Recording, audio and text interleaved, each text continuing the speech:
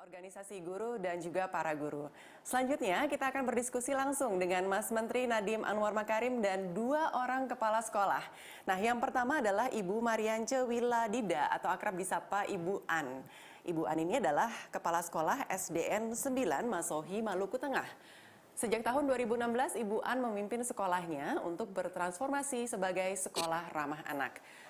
Di sekolah ini menerapkan disiplin positif dan pembelajaran aktif yang berpusat pada murid. Hasilnya, murid bisa menyelesaikan konflik tanpa kekerasan sehingga murid lebih bersemangat dan mandiri belajar. Dan yang kedua adalah Bapak Nyoman Darta, Kepala Sekolah SMAN 1 Bali Mandara. Mayoritas murid di sekolah Pak Darta ini berasal dari keluarga miskin dan terindikasi tidak mengkonsumsi gizi yang cukup. Namun, Pak Darta percaya bahwa masing-masing murid memiliki potensi yang unik. Dengan program unggulan Research Based School atau satu murid satu riset. Pengembangan guru di sekolahnya pun dilakukan melalui komunitas praktik dan membentuk komunitas guru berbagi.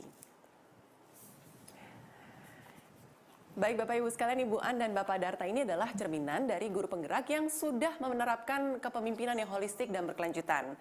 Baik, sebelum kita masuk ke sesi diskusi, mari kita mengenal sosok Ibu An dan Bapak Darta dalam video yang berikut ini.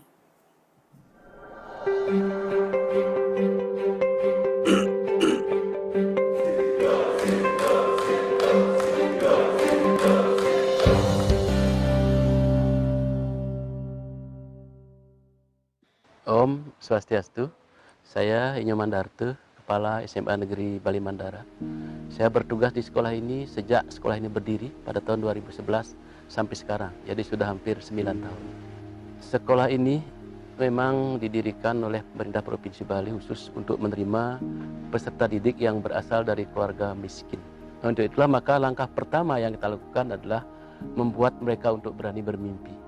Karena selama ini kita yakin mereka belum punya mimpi dan barangkali tidak berani bermimpi. Yaitu lewat kegiatan yang namanya The Calling. Untuk menulis apa tujuan mereka, apa cita-citanya, dan apa mimpi mereka. Itulah yang mereka kejar selama mereka menjadi murid di SMA Negeri Bali Mandara. Maka langkah kedua yang kita lakukan adalah menghilangkan stresnya itu. Lewat kegiatan yang namanya Consciousness Based Education. Jadi pendidikan berbasis kesadaran. Lewat kegiatan meditasi 2 kali sehari. Dengan demikian mereka menjadikan tempat ini sebagai rumahnya yang nyaman karena sudah didasari oleh kesadaran. Dan sekali lagi yang perlu diketahui, kita tidak pernah me-input siswa itu kita lihat dari nilai. Kita hanya melihat dari sisi kemiskinan. Jelas dari sisi IQ itu mereka hampir 85% berada di bawah rata-rata. Ini kita atasi dengan kegiatan namanya foundation, mulai dari dasar-dasar berhitung, perkalian, pembagian, pecahan, dan seterusnya. Jadi tenaga pengajar yang kami butuhkan di sini adalah tenaga pengajar yang didasari oleh ketulusan, keikhlasan, cinta, dan kasih sayang. Oleh karena itulah maka di sini kita ciptakan sebuah sistem di mana seluruh tenaga pengajar itu harus menyadari bahwa setiap peserta didik punya potensi yang unik. Tugas mereka adalah menggali potensi itu, mengembangkan, memfasilitasi. Dengan demikian ada saling pengertian, ada saling kesadaran, yaitu murid melaksanakan kewajibannya dengan baik, dan guru memberikan hak-haknya kepada murid. Sehingga akhirnya antara hak dan kewajiban betul-betul seimbang.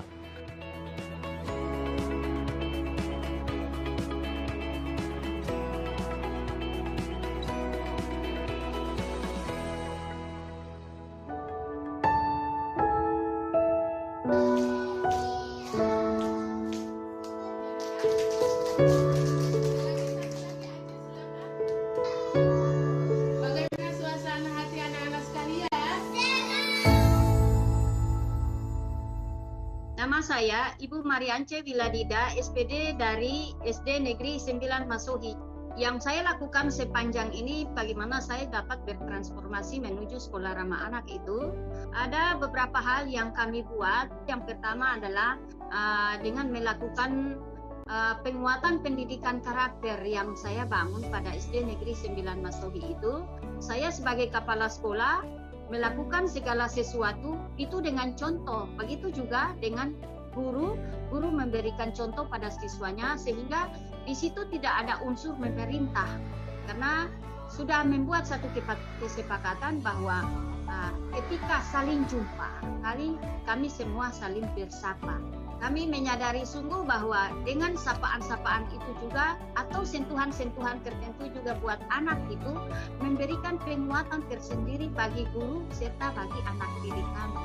Nah, dampaknya itu adalah bagaimana kami di dalam proses pembelajaran itu di dalam sekolah itu sendiri saling menghormati dan menghargai satu sama lain. Bangga saya Pak melaksanakan sekolah ramah anak.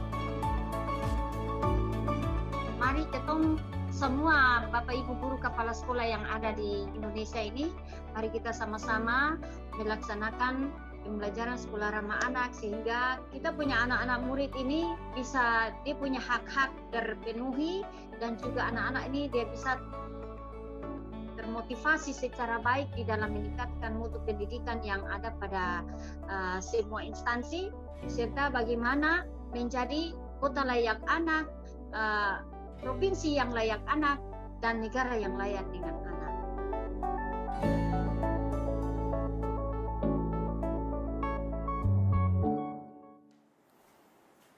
Baik, itu tadi video dari Ibu An dan Bapak Darta. Dan tanpa berlama-lama lagi, saya akan mengundang Mas Menteri Nadiem Anwar Makarim, Ibu An, dan juga Bapak Darta. Selamat siang Ibu An, apa kabar? Selamat siang Ibu, selamat siang Mas Nadiem. Selamat siang, Bu An. Iya, selamat siang Pak Darta. Selamat siang Ibu, selamat siang Mas Menteri. Selamat siang, Pak Darta. Iya, Mas Menteri, tadi kan kita semua ini sudah melihat bersama-sama profil dari Ibu An dan juga Bapak Darta. Mungkin dari Mas Menteri ada yang mau disampaikan atau ditanyakan kepada Ibu An dan Bapak Darta? Silakan. Wah, susah sekali untuk menyampaikan. Saya malah ingin sesi ini lebih mendengarkan dan ingin belajar dari Ibu An sama Pak Darta mengenai bagaimana melakukan perubahannya. Satu hal yang saya lihat dari cara bicara Ibu An sama Pak Darta, berapa kali menyebut untuk anak, untuk anak, untuk anak. Ini salah satu benang merah yang saya tarik dari semua guru penggerak atau kepala sekolah penggerak adalah orientasi kepada anak yang luar biasa. Seperti obsesi, semua itu ya untuk anak. Dan pada saat kita mengerahkan paradigma itu kepada anak, hal-hal yang kita lakukan menjadi jauh lebih jelas kan. Arah pembelajaran kita menjadi jelas. Jadi saya salut dan apresiasi sama Ibu An sama Pak Darta untuk menginspirasi bukan hanya komunitas sekitar sekolah Ibu, tapi saya sebagai menteri menjadi jauh lebih semangat melihat aktivitas-aktivitas yang dilakukan Bu An sama Pak Darta. Jadi kalau izin saya boleh menanyakan beberapa pertanyaan ya? Boleh? Silakan Pak. Boleh Pak. Oke, kalau saya mau tanya Bu An dulu. Bu An, pada saat Ibu melakukan perubahan-perubahan tersebut di sekolah Ibu, apa tantangan utamanya? Apakah ada resistensi atau tidak pada saat Ibu mulai melakukan perubahan? Terima kasih atas kesempatan yang diberikan Mas Nadiem. Saya mau menyampaikan tantangan-tantangan yang saya hadapi ketika saya mau melaksanakan terutama pada pendidikan sekolah ramah anak yang dimana Bapak Kepala Dinas Pendidikan dan Kebudayaan Maluku Tengah, Bapak Askan Tuasikal melegalkan SD Negeri 9 Masohi sebagai sekolah ramah anak. Di situ saya punya tantangannya sangat besar. Pertama adalah dari sekian guru yang ada, cuma hanya 3 orang saja yang bisa mengikuti kegiatan dan mau untuk melaksanakan sekolah ramah anak itu tersendiri. Tapi di sisi lain saya tidak mau berhenti sampai di situ. Tetap saya berjuang dengan maksimal dan tetap saya melakukan koordinasi baik dengan guru-guru yang ada. Dan yang kedua, saya juga selalu membangun hubungan baik dengan guru-guru sehingga tetap mengedukasikan semua hal-hal baik kepada guru sehingga mereka bisa menerima itu. Yang kedua adalah di saat yang tantangan yang saya hadapi ketika guru-guru itu yang tidak mau melaksanakan sekolah ramah anak itu ketika tahap 2 untuk melaksanakan sekolah ramah itu yang narasumbernya yang datang dari Ibu Fasnas Nasional Nyonya Siti Hani Talaohu waktu itu, saya membuat surat tugas bagi guru-guru yang tidak mau melaksanakan sekolah ramah anak itu, dan saya suruh mereka untuk melakukan atau mengikuti sosialisasi kegiatan-kegiatan sekolah ramah anak itu tersendiri, Pak. Dan ketika pulang saya bertanya apa saja yang didapatkan pada saat sosialisasi sekolah ramah anak itu. Dan mereka beberapa guru itu yang memang belum merubah, mereka menyampaikan Bu, sekolah ramah baik dan luar biasa itu mereka punya menyampaikan perasaan mereka saya. Nah, di kesempatan itu saya memanfaatkan waktu yang ada selalu berkoordinasi dengan pihak-pihak lain, dengan kepala dinas dan Fasnas, sehingga saya selalu mendatangkan itu fasilitator atau sumber, sehingga tetap saya optimis bisa melaksanakan sekolah ramah anak itu pada SD Negeri 9 Masohi. Yang terakhir adalah di dalam tantangan itu, Mas Nadim, yang terakhir saya tetap optimis bahwa saya berharap dan berniat bahwa ada keajaiban dan mujizat yang terjadi sehingga kita berbicara tentang perubahan itu karakter dan sebagainya itu berpulang pada pribadi kita masing-masing dengan niat yang tulus bahwa kita tetap optimis bahwa sekolah ramah anak itu tetap dilaksanakan. Yang mereka guru-guru saya mengucapkan terima kasih banyak. Ternyata di dalam sekolah ramah anak mempunyai manfaat sangat besar, Mas Nadim. Pertama adalah dampak bagi saya sebagai kepala sekolah. Saya lebih sabar menghadapi mereka yang berubah karakter berbagai macam corak ragam karena kita beda tapi satukan bingkai kebinekaan. Kemudian bagi guru, mereka tidak terlalu capek untuk mengajar berteriak-teriak, sudah merubah mindset berpikirnya bahwa dari yang dulu selalu pukul meja, bukan tulis, tapi sekarang kalau tinggal dengan kode, kita belajar dengan kode saja, mereka sudah lebih nyaman di dalam menyampaikan informasi pembelajaran yang berpusat pada siswa itu sendiri. Kemudian siswa juga lebih nyaman dengan guru yang tadinya itu guru suka bentak, tapi sekarang ketika sampai saling memeluk, saling mengulaskan kepalanya seperti begini, sehingga punya dampak yang sangat besar dari sekolah ramah anak itu sendiri.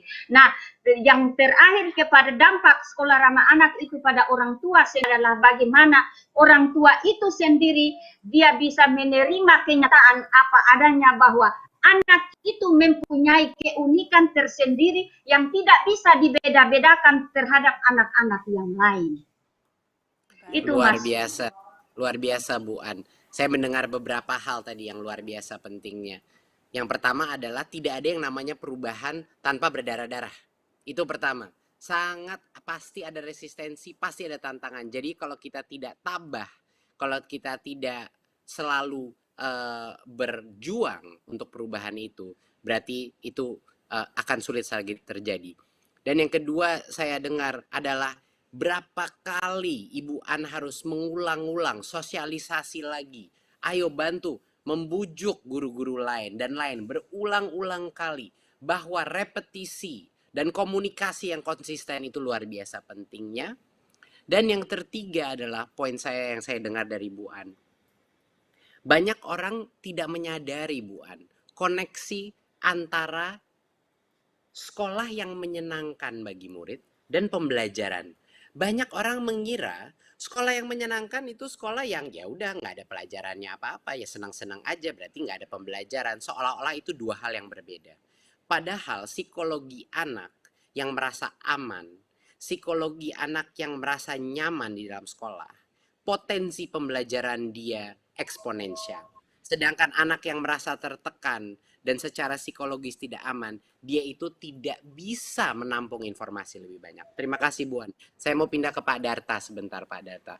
Pak Darta telah berhasil melakukan suatu perubahan pedagogi hingga anak-anak di kondisi sosioekonomi paling rendah pun bisa bukan hanya sukses, tapi saya dengar banyak anak-anak dari lulusan SMA-nya Pak Darta itu bahkan kuliah di universitas yang baik-baik di Indonesia, bahkan ada yang sampai di luar negeri. Benar itu Pak Darta? Benar, Benar. Bapak.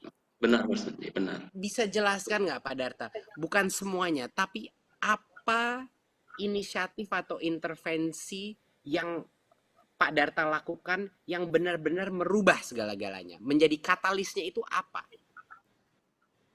Ya, terima kasih Mas Menteri. Seperti kita ketahui, SMA Negeri Bali Mandara itu khusus menerima anak dari keluarga miskin. Ini 100% dari keluarga miskin. Membina, mendidik anak miskin tidak mudah. Mereka hampir sebagian besar broken home, sebagian besar pemalu, isi tidak cukup, fasilitas mereka belum pernah punya. Maka langkah pertama yang kami lakukan adalah mengajak mereka untuk bermimpi. Karena kami yakin sebelumnya ini mereka tidak pernah bermimpi dan tidak berani bermimpi. Maka langkah pertama itu kami sebut dengan nama The Calling. Seluruh siswa kami kumpulkan, didampingi oleh guru-guru pembina. Kemudian kami berikan mereka secari kertas untuk menulis apa cita-citanya masuk desa Bali Mandara. Mereka tulis sambil menangis karena baru pertama berani bermimpi. Kemudian dimasukkan ke dalam botol kecil namanya time capsule. Akhirnya botol itu kami simpan dalam kotak namanya The Calling Chest. Itulah yang mereka kejar selama 2 tahun, 3 tahun, atau 4 tahun. Karena kami menggunakan sistem credit semester, Mas Menteri. Itu mereka selalu ingat cita-cita tujuan kami itu harus kami sukseskan. Setelah itu Pak Mas Menteri, tadi saya katakan mereka punya hambatan. Saya harus betul-betul bisa meyakinkan mereka bahwa hambatannya itu bisa dimusnahkan. Kami berikan seluruh siswa itu selembar triplek.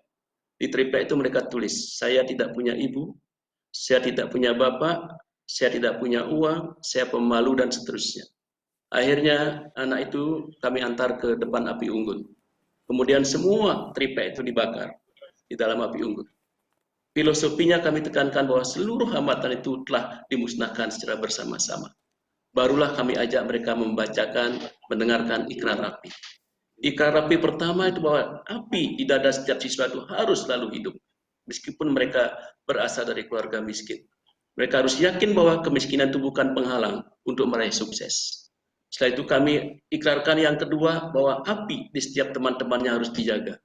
Ketika ada yang redup, ada yang menangis, harus segera didekati untuk dihidupkan kembali.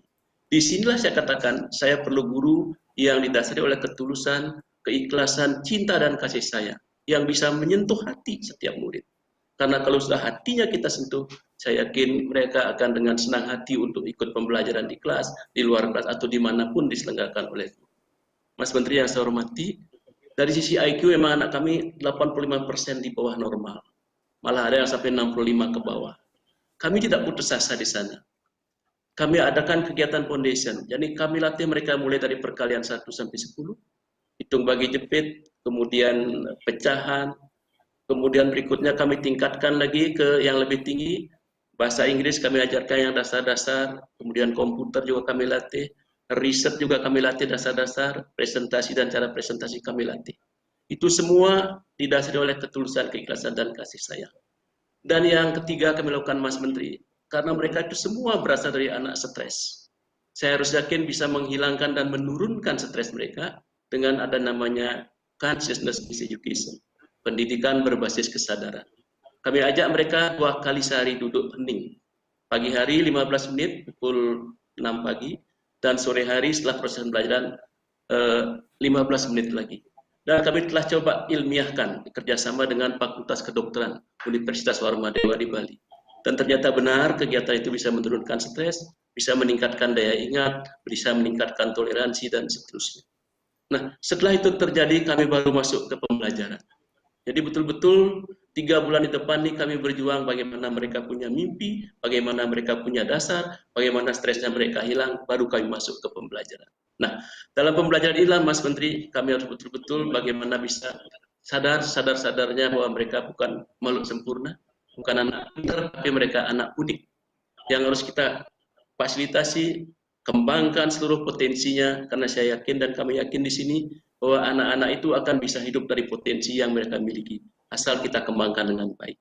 Makanya kami ladeni mereka dari pagi pukul 4.45 pagi sampai pukul 10 malam.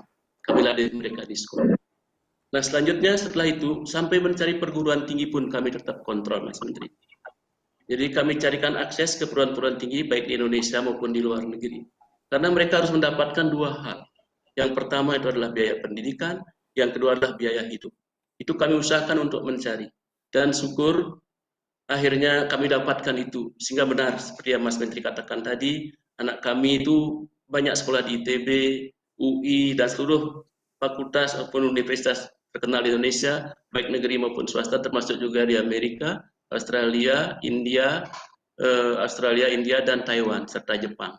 Jadi kami sangat bangga. Harapan kami ke depan, Mas Menteri, bagaimana kami bisa dari hal yang kecil ini, kami bisa memberikan yang terbaik dan memutar status sosial ekonomi keluarganya, sehingga akhirnya mereka menjadi orang terpandang di desanya dan bisa mengimbas kepada lingkungan yang lebih besar. Itu yang kami lakukan, Mas Menteri, secara garis besar. Terima kasih.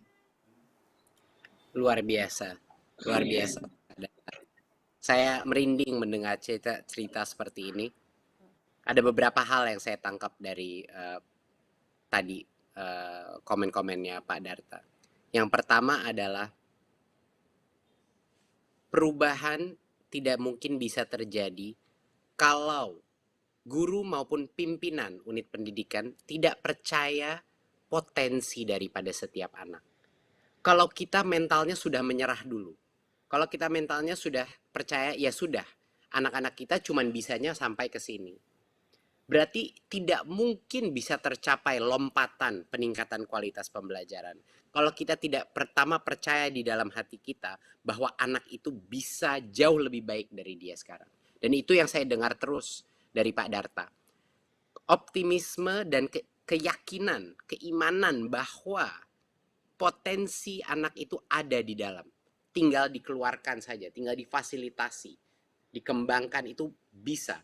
Nggak ada yang namanya anak bodoh, nggak ada yang namanya anak tidak bisa. Itu hanya adalah bagaimana kita menciptakan suatu lingkungan untuk melepaskan potensi tersebut. Itu yang pertama.